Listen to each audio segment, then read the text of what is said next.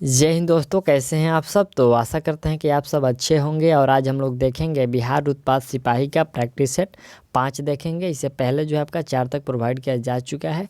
यदि आप लोग नहीं देखे हैं तो प्लेलिस्ट में जाइए, वहां पर आपको सारे वीडियो मिल जाएंगे।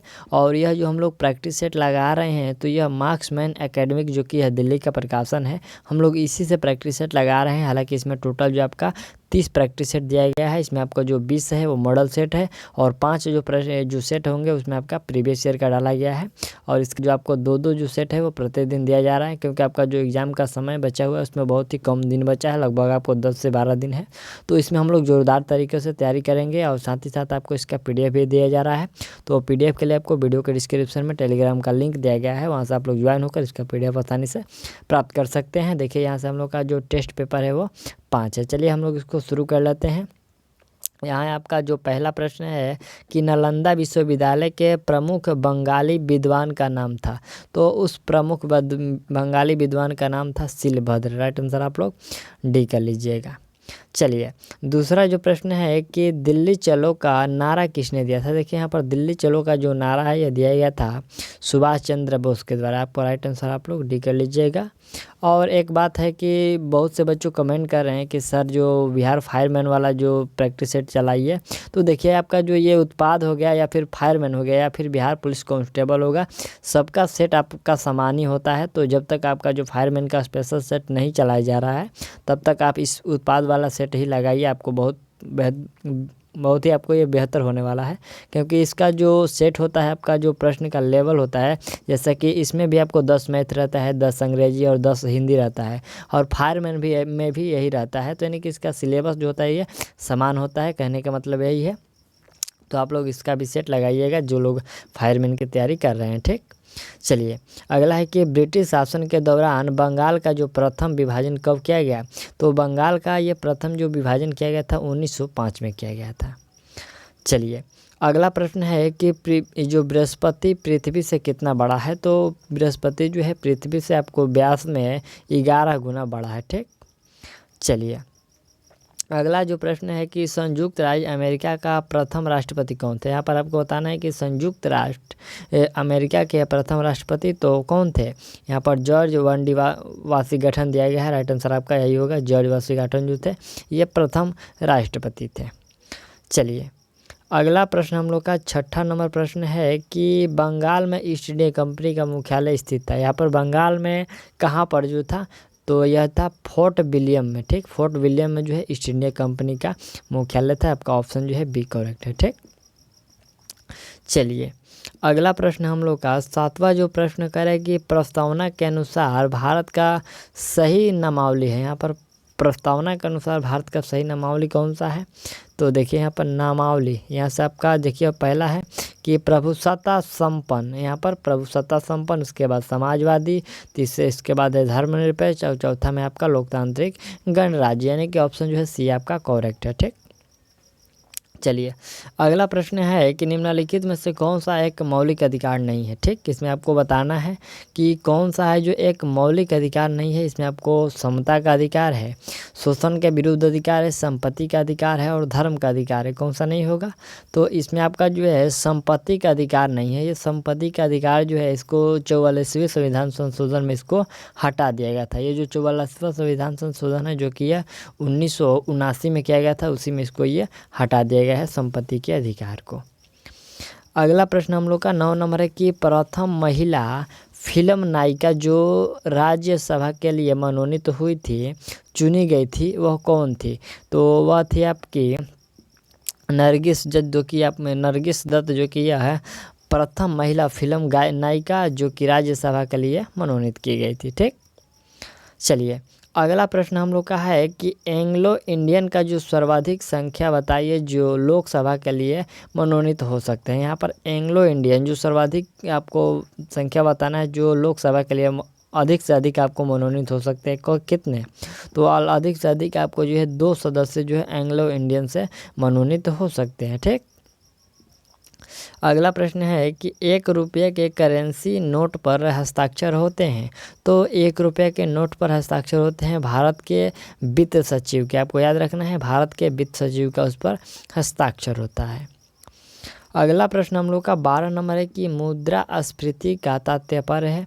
तो मुद्रास्फीति का तात्पर्य है सामान्य मूल्य सूचकांक में वृद्धि। आपको याद रखना है मुद्रास्फीति का जो तात्पर्य यानी कि अर्थ होता है सामान्य मूल्य सूचकांक में वृद्धि होता है। अगला यहाँ से प्रश्न हम लोग का है कि चंद्रमा की रोशनी को पृथ्वी पर पहुँचने में समय लगता है, कितना समय लगता है? तो 1 मिनट 3 सेकंड का समय लगता है। आपको याद रखना है चंद्रमा का जो प्रकाश है पृथ्वी तक आने में आपको 1 मिनट 3 सेकंड लगता है। ठीक,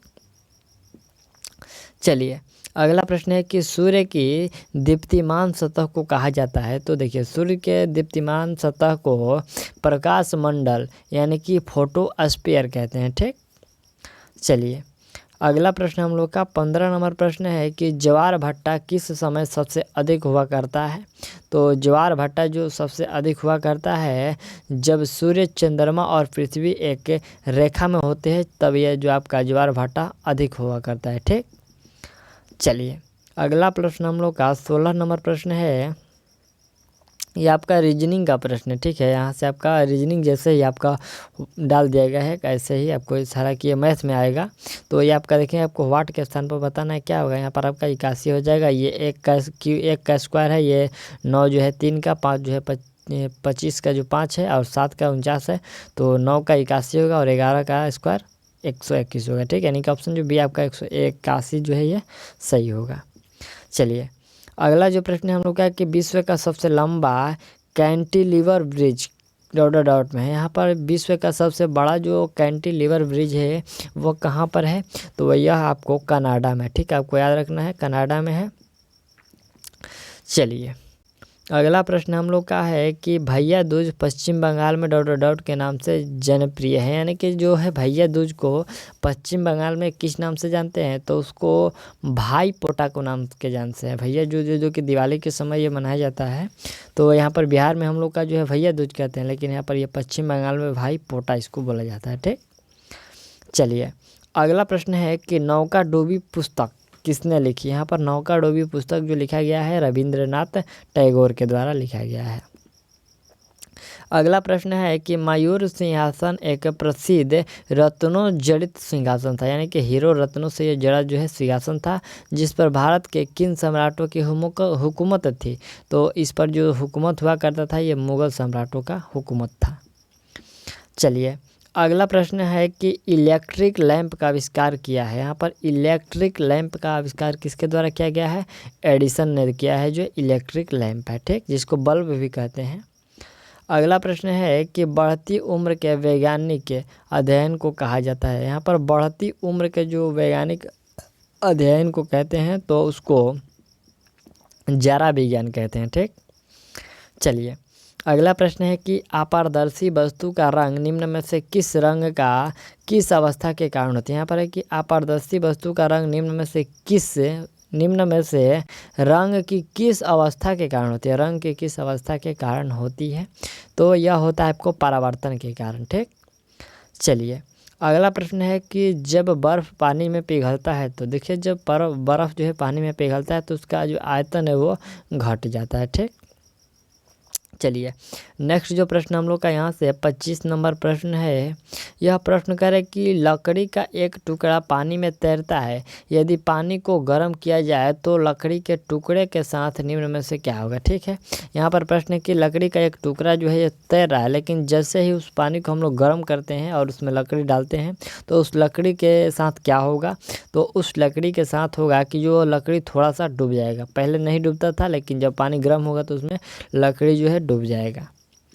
चलिए अगला यहाँ से प्रश्न है कि यदि एक लड़का समान रफ्तार से चल रही ट्रेन में बैठा हुआ है, ठीक है, और एक गेंद हवा में फेंकता है तो देखिए जब वह गेंद हवा में फेंकता है तो क्या होता है कि गेंद उसके गेंद जो है उसके हाथ में गिरता है। ठीक, यहाँ पर प्रश्न है कि एक लड़का जो है समान रफ्तार से चल रही ट्रेन में बैठा हुआ है और ऊपर वो गेंद खेलता है। मान लीजिए कि उसी में वो गेंद ऊपर की ओर फेंकता है तो गेंद के साथ क्या होगा और उसके बीच क्या होगा? तो गेंद उसके हाथ में आकर गिरेगा। ठीक, चलिए अगला प्रश्न हम लोग का है कि एक ट्यूबलाइट उसी वाट के बल्ब को उसी वाट के बल्ब की रोशनी से क्यों ज़्यादा शीतल महसूस होता है। एक प्रश्न है कि एक जो ट्यूबलाइट की बल्ब वाट के बल्ब, यहाँ पर एक ट्यूबलाइट और उसी वाट के बल्ब की रोशनी से क्यों ज़्यादा शीतल महसूस होती है। तो इसका महसूस होने का कारण जो होता है कि आपका जो ट्यूब में बिजली की खपत कम होती है, इसलिए आपको वो ठंडा महसूस देता है। ठीक, चलिए अगला प्रश्न हम लोग का है कि एरोप्लेन में फाउंटेन पेन साथ ले जाने पर उसकी स्याही रिसने लगती है क्यों। तो इसका कारण यह है कि वायुमंडलीय दबाव समुद्र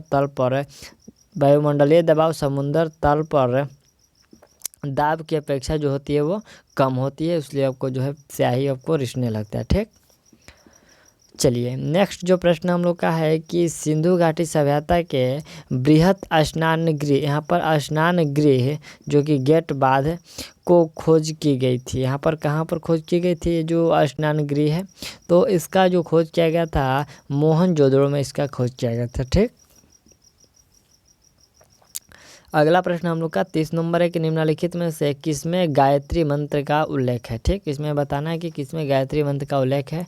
तो देखिए ऋग्वेद में जो है आपका गायत्री मंत्र का उल्लेख है और इसका जो रचना काल माना जाता है आपको 1500 ईस्वी पूर्व से लेकर 1000 ईस्वी पूर्व तक इसका जो है रचना काल स्वीकारा गया है। ठीक,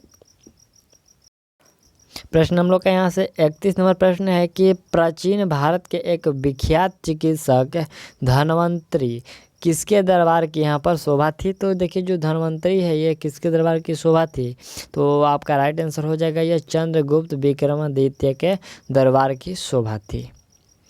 चलिए अगला यहाँ से हम लोग का 32 नंबर प्रश्न है कि निम्नलिखित में से किसने भारत में पारसियों के प्रसिद्ध नवरोज की शुरुआत की। यहाँ पर पारसियों के जो है प्रसिद्ध नवरोज की शुरुआत की, तो आपका राइट आंसर कौन सा आ जाएगा, वो जो है बलबन ने शुरुआत किया था। ठीक, चलिए अगला यहाँ से हम लोग का प्रश्न है 33 नंबर, कह रहा है कि किसी व्यक्ति से उसका जाति मत पूछे, यह किसकी युक्ति है।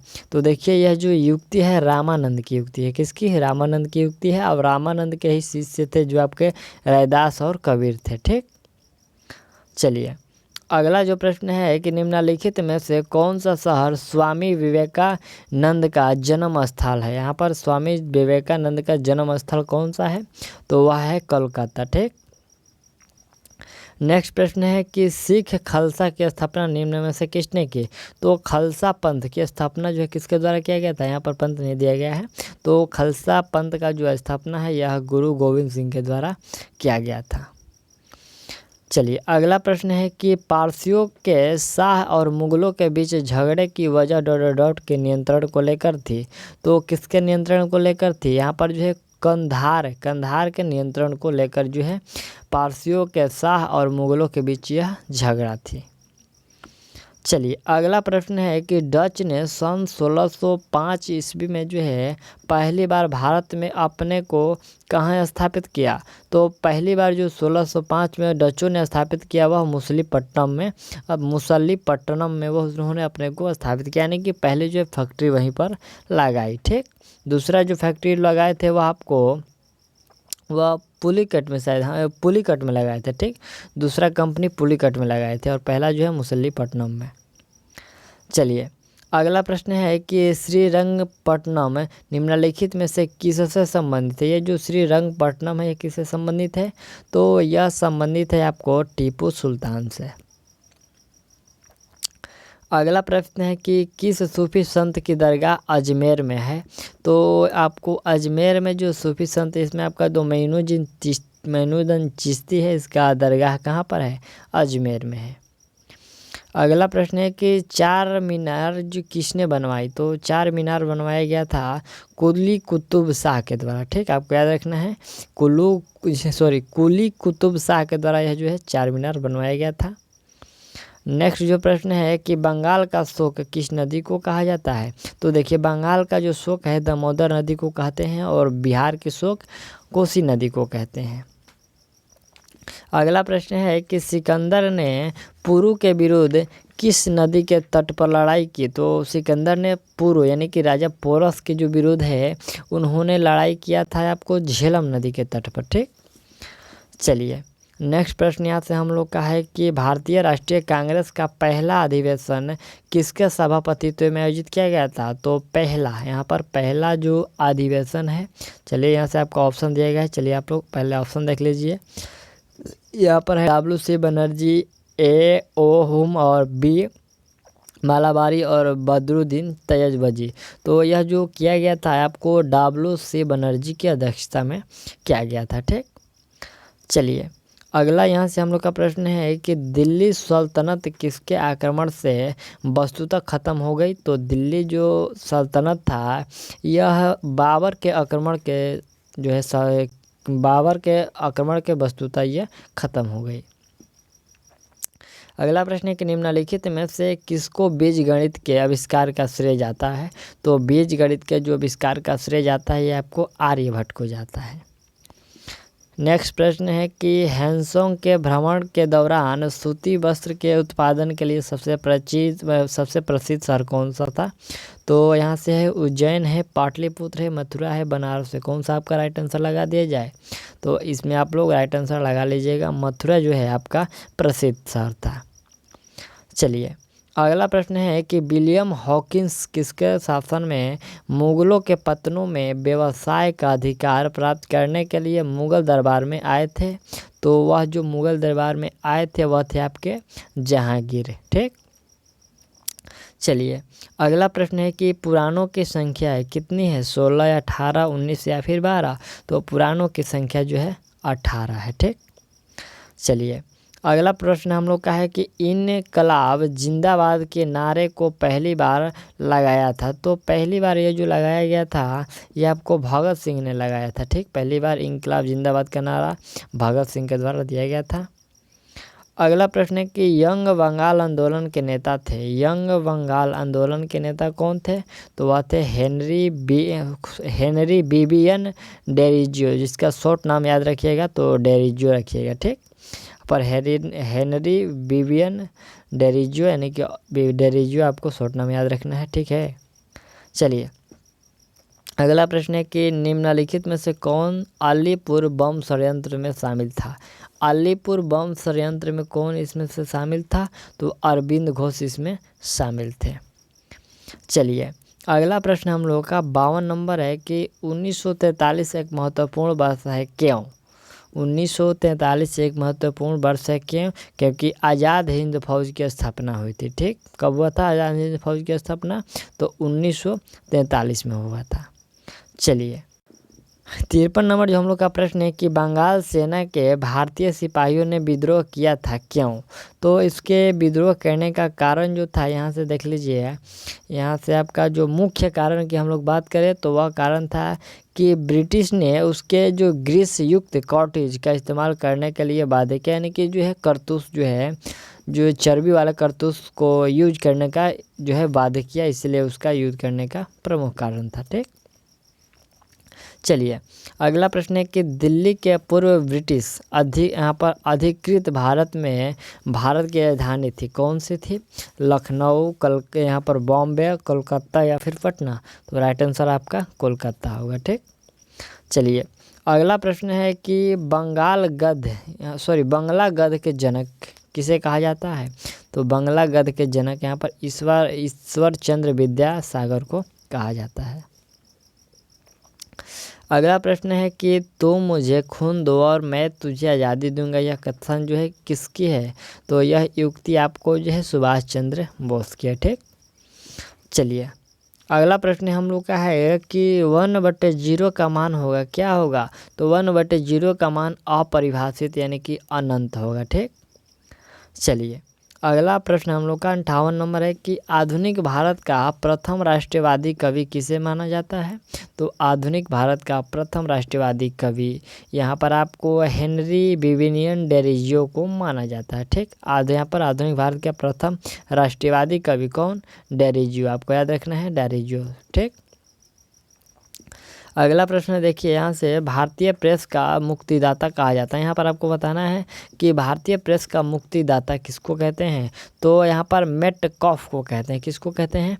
मेटकॉफ को, जिन्होंने 1835 ईस्वी में जो प्रेस के नियंत्रण के जो हटाया था और इन्हीं को ऐसा यहाँ पर देखिए यह प्रश्न है कि भारतीय प्रेस की जो मुक्तिदाता किसे कहते हैं, तो आपको मेटकॉफ को जो कब किए थे, तो यह सर जो चार्ल्स मेटकॉफ ने प्रेस एक्ट को 1835 ईस्वी में ये हटाए थे। ठीक, तो इसीलिए इनको जो है प्रेस का मुक्तिदाता कहते हैं।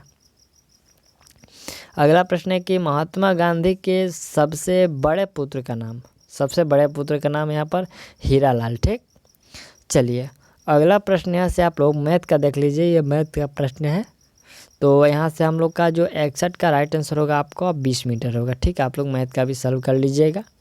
चलिए अगला प्रश्न है कि वाशिंग सोडा निम्न में से किसका एक आम नाम है, तो यानी कि जनरल नाम क्या है, किसका है, तो ये सोडियम कार्बोनेट का है। यहाँ पर ऑप्शन जो कि यहाँ पर ये कैल्शियम कार्बोनेट है, कैल्शियम बाइकार्बोनेट है, लेकिन ये जो वाशिंग सोडा होता है यहाँ आपका ऑप्शन जो सी है सोडियम कार्बोनेट का है। ठीक, चलिए नेक्स्ट प्रश्न हम लोग देखते हैं कि पारद मिश्रण, ये जो एमल क्या बोलते हैं एलमगम ये निम्न में से क्या है, ये पारद मिश्रण क्या है, तो यह पारद मिश्रण आपको मिश्र धातु जिसमें मौजूद एक तत्व पारा होता है, इसको पारद मिश्रण कहते हैं।